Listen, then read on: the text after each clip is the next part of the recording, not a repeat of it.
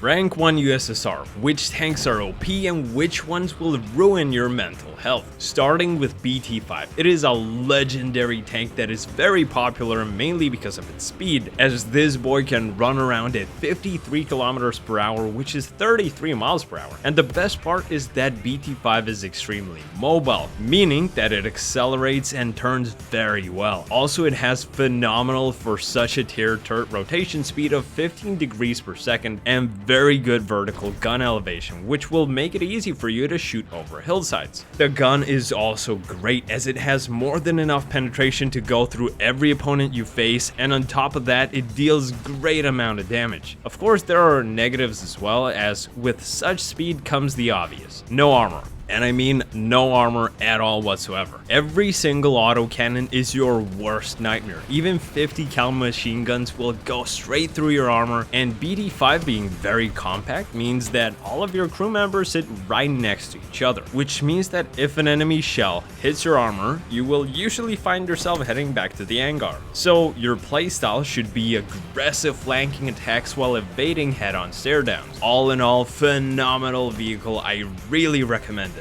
T26, it is literally a Bt5 with no speed and no mobility at all whatsoever. Yes, it still has good turret traverse speed, but driving this thing is just plain out painful. Your games will be boring and extremely long because of how slow this thing is. You still have a phenomenal cannon from Bt5, but your vertical guidance is worse. You also have absolutely no armor, and survivability of this thing is non-existent at all. T26 is a difficult tank, which is just bad, just ignore it. T60, it is the first tank that has some kind of armor, as you will find that sometimes enemies will bounce shots off of you, which is great until you start shooting back at them and all your shots bounce at them too. That is because this autocannon has some horrible ammunition, which is only good for destroying some paper made tanks, which it does extremely well, but the second you meet someone with a bit more armor, you are in real trouble, as there is literally nothing you can do. What's good about this tank is that it is kind of fast, well, but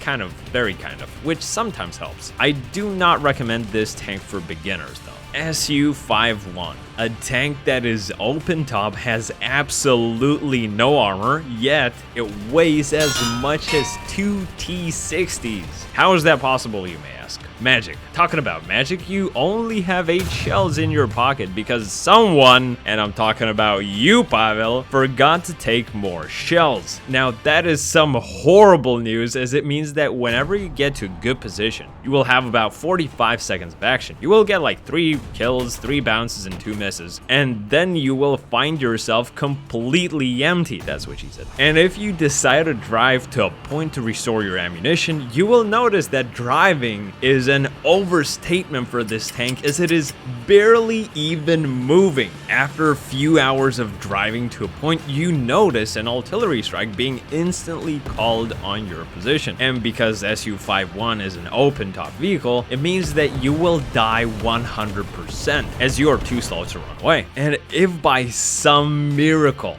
that arty strike doesn't kill you, don't worry, because this plane will end your suffering soon enough. Oh, and by the way, if someone is driving like so, you will find yourself in a very uncomfortable position, as this tank will neither move sideways, nor will these guys do their best to traverse the gun faster for you to get the kill. Absolutely do not recommend this piece of Gaz 4M. Now this boy, unlike the previous one, is way more fun. It's a car, meaning there is absolutely no armor, but very good speed. This boy is armed with 4 Maxim machine guns, which means that this is purely made for destroying planes. Obviously, if you find some open roof vehicles like anti-air vehicles, you will be able to take them out, but there is absolutely nothing you can do to enemy tanks. What it really shines at is planes, as you can shred these guys to pieces. In these tiers, planes fly very slowly and very close to the ground too, so shooting them down is pretty easy. So if you want to reduce population of pilots, then for sure go for it.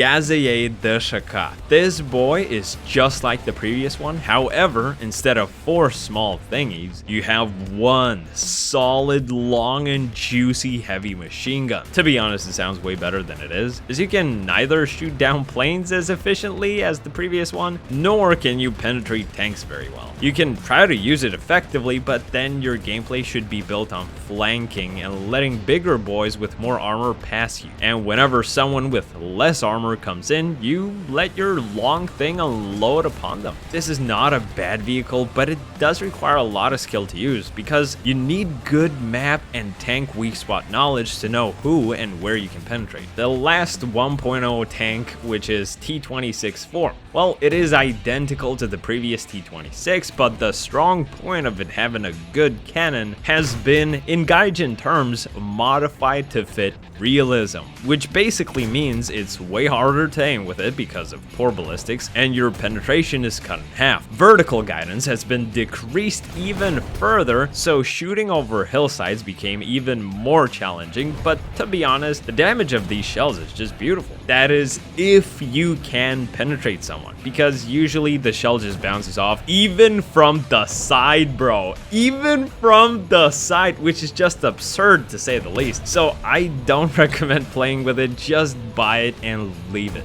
Moving to 1.3, where we meet Bt7. I absolutely recommend unlocking this tank as your first because it's just like Bt5, which is in short terms, it's just a fun, good vehicle. The difference is Bt7 has a bit less vertical guidance than the Bt5, but it is a tiny bit faster. It has the same phenomenal cannon with great damage. Just keep using these shells and you'll be golden. T-28 1938. Someone took the previous T-26-4 and fed him a lot of vitamins and some strange powder. So now it became way bigger and faster. This T-28, even though it has more armor than the previous guys, it still feels like it's made of paper. And autocannons will just shred you to pieces. However, tanks, the normal ones with normal cannons, will find you way more difficult to kill because this guy has very good survivability, as there are 6 crew members scattered all around this massive body. These machine gun turrets will eat up shells for dinner and you will be absolutely fine after. However, if someone decides to shoot you in the turret or this part right here, you might find yourself staring at a death screen after just 1 shell. So position yourself a bit sideways to eliminate the one-shot weak spot. Cannon is still the same one from T-26-4, so there's nothing much to say about it except that it's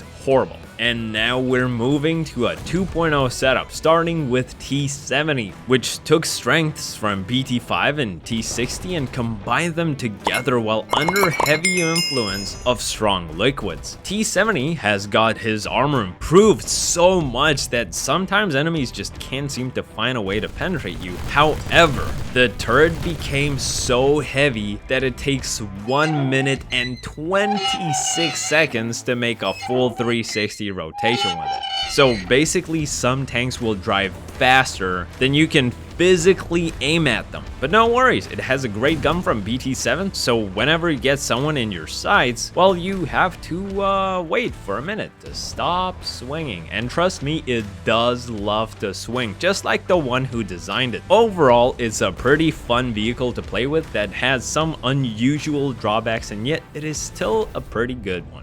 Su-76M.